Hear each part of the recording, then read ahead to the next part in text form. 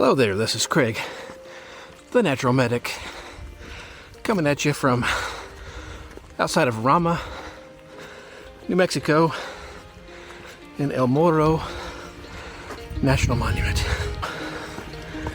Here I am. This beautiful place. There's two trails here. One is partially closed due to snow and ice, called the Headlands Trail, which goes on top of this mesa here. The other trail is the Inscription Rock Trail, which goes down over in there. I believe there's a ton of inscriptions from ancient Pueblo dwellers to a pretty modern age man. Let's check it out. Starting to climb on top of the bluff here, and lots of stairs to go up on the Headlands Trail, which is fine, totally fine. Oh wow, look at the view. Beautiful view of the valley. So you had people living up here on ancient pueblos. You had the Spanish visiting, other Native American groups, and finally the Americans. What is now New Mexico was open to homesteading. Well, imagine what they thought when they saw this big outcropping of rock. Great vantage point right here. I believe you can see Inscription Rock ahead of me. Hey, you're liking this video? Make sure to give it a thumbs up to show your approval. That gets it out to more people on YouTube. Thanks.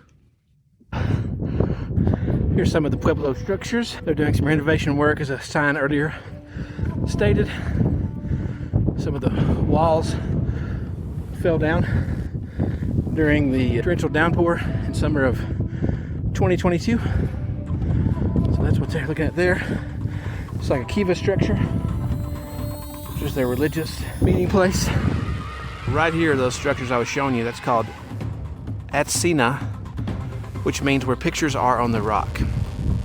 It was occupied roughly between 1275 1400, and the ancestors of the Zuni people who had lived here. They excavated 18 rooms between the mid-1950s and 1960s, and now they're trying to halt deterioration. Pretty interesting that they were able to find this stuff. So look at the panel right here. Close look at that. On the back side of the rock itself, on the west side of it, northwest side of it, there's a small box canyon.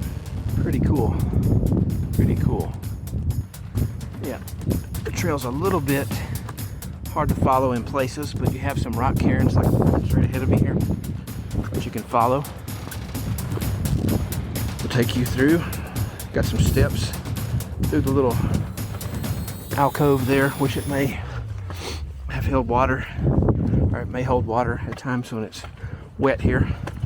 These stairs took a lot of work, I'll tell you that. I've got a rough path kind of cut through the top of the rock here that you can follow all across the top of the rocks. More steps. Let's go. To get a little further on the top here, I guess I'm on the west side of Inscription Rock, and on top of the Headlands Trail. The trail continues this way. On the other side of that box canyon that I showed you a little earlier, with the kind of pointy formation right in the middle of it. There's supposed to be a natural feature that we can see a little further down this way. Let's go check it out. So now for a special treat. That is woodpecker arch up there. It kind of defies classification, but it looks like a woodpecker from this angle, so I definitely see that. How cool is that? Yeah, it really looks like a giant woodpecker is hammering on the side of that bluff there on the mesa. Let's zoom in a little bit. That's crazy, isn't it? I'm doing this backwards, but right here you have a cross. You have some writing in, looks like Spanish shorthand maybe. And you have some English. When this gentleman, who was Mr. R.H. Kern, the Philadelphia artist employed by the Army as a topographer, he left the first English inscription on the rock here. Might be a little hard to see, but there it is. And then underneath, there's a Spanish inscription left by Felipe de Arellano. Sorry, Felipe, I hope I'm not butchering your name there, buddy. The Spanish inscription says, "I am the hand that is written by Felipe de Arellano on the 16th of September. Soldier." And one thing you should notice, if you can read it, it says inscriptions instead of inscriptions. Kern, when he was here, he documented all the different inscriptions that were on the rock. There's another one of his inscriptions right there. There's a cross. Some other things. Pretty cool. One thing I've noticed, you may have noticed here, there's these little metal discs that are stuck in the rock. There's one there. There's one over here. There's some more as you go this way back towards the front of the trail. And there's one over here on this rock area over here. Those discs are not explained in the guide here, but I'm assuming those are maybe so they can record or document the amount of rock that is coming off of the rock face here. Stop 22, which is the longest inscription on the rock, written by Governor Ulante, and it says, you may not be able to read it, but it says, "The governor and captain general of the provinces of New Mexico, for our king and our lord passed by here, returning from the Zuni Pueblos on July 29th, 1620. He left them in peace of their request, asking his favor as his vassals of his majesty. They were again rendered with obedience. He did with all attention, zeal, prudence, and such a particular Christian gentleman and gallant soldier of unending praiseworthy memory." And it appears the word gentleman, if you can see that, has been crossed out. It's right straight in front of the frame there. Here at stop 21, which you may have trouble reading due to the shadows over here, it says the 14th day of July, 1736, General Juan Paez Hurtado, inspector, passed by here. Underneath it, it reads, "In his company, Corporal Joseph Trujillo." I don't know if you can see that very well, but there it is. Pretty cool. Should maybe be able to get a 2-for-1 here. Stop 20, which really isn't explained what's going on here, but it does talk about earlier when this became a national monument. It became the second national monument in 1906 after Devil's Tower.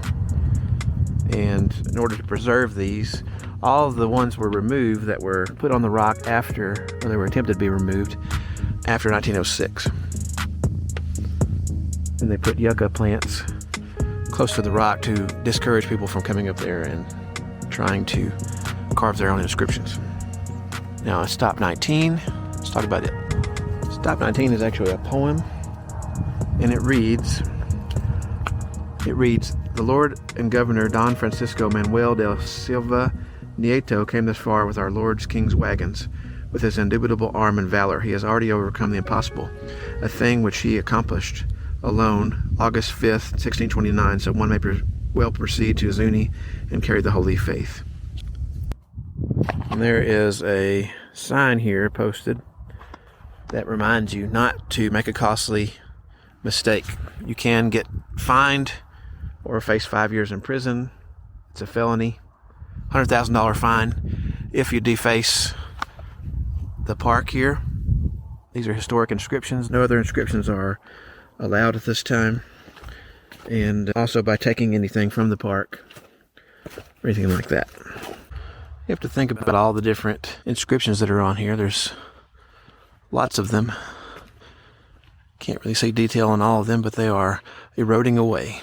So they're talking about in this particular setting here that it's hard to preserve them, and they're doing different efforts in order to do preservation.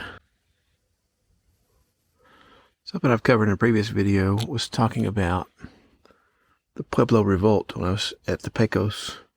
And this gentleman here, Don Diego Vargas, was a governor of New Mexico when it was a Spanish colony, Spanish territory. His inscription is up here, right below the tree branch, Don Diego. And there's several other inscriptions here. There's just way too many to cover all of them, but he was of significance because he reestablished Spanish rule after the Pueblo revolt of 1680. So one of the oldest and more famous inscriptions was Don Juan de Onante. And he inscribed on 1605, 15 years before the Pilgrims landed at Plymouth Rock. He was the first governor of New Mexico. As I said earlier, it's unlawful to deface or mark it. Here's some graffiti of various types on here. Here's some native glyphs. These are similar to the ones that you may have seen in my Crow Canyon video, which was up closer to Farmington. You got some wavy line glyphs, which I would say maybe is a snake or lightning. You got bighorn sheep. You got the human type figures. You got a bear paw. All kinds of things. Point out over here is this one here, which says "Paso por aquí" in Spanish, which means "pass by here." Several of those that were put on the rock. Yeah, interesting thing here at El Morro is they had what they call the Camel Corps. And he had a gentleman named P for Peachy, Gilmer Breckenridge. He inscribed his name here, and he was in charge of the Camel Corps. They brought camels as an experiment to use them to travel across the deserts of the Southwest from Fort Smith to California was the idea. Don't think it worked out. If you look here, there's more petroglyphs. Got some handprints. You've got some human type figures. The Native Americans used antlers or bones of animals that they killed, while Spanish and Americans used tools such as chisels, nails, daggers, things like that to make their names. You have a guy named Mr. Long here. His name was my name too. E. Penn Long. He was the one that was to find the wagon route from Fort Smith to the Colorado River. And Mr. Long also was going to test the usefulness of camels. They passed by El Morro in 1857, and they abandoned the experiment prior to the Civil War. Over here you have what's known as the pool. This was a pretty much annual available water source that ancient trade routes depended on this and were used for this. This was a known spot where you could water yourself and I guess whatever other animals you might have been traveling with. For the Native Americans prior to Spanish arrival, they didn't have livestock or horses that we know of. Maybe livestock, but no horses. And this was definitely a good watering hole place. Perhaps a better view of the pool here, and a little bit better scale of the actual bluff itself. If you look, this thing is huge. This is El Morro, and travelers stopped here because this is a reliable place to get a drink. It is not spring fed. It's rainfall from July, August, September by melting snows. According to the park brochure, it never empties. It's all rainwater. The black areas that are on the rock there, I'll show you some a little bit higher. is where the water drains down the side of the cliff into the pool itself. You can even see some way up there where those trees are. Pretty crazy. I hope you enjoyed our brief tour of the walking trails, hiking trails at El Morro. Maybe it gives you something to think about. What is your legacy going to be? What is the mark you're going to leave on the future? I want you to answer that question in the comments below, or if you're listening on the podcast, send me an email using that email link as to what your legacy is going to be or you want it to be. And if you were legally able to write on this rock known as El Morro, what would you write? I'm curious of your answers. We as humans are only here for a short time on this earth, but you can see that people that pass by this area left their mark, so to speak, on El Morro and left their inscription, and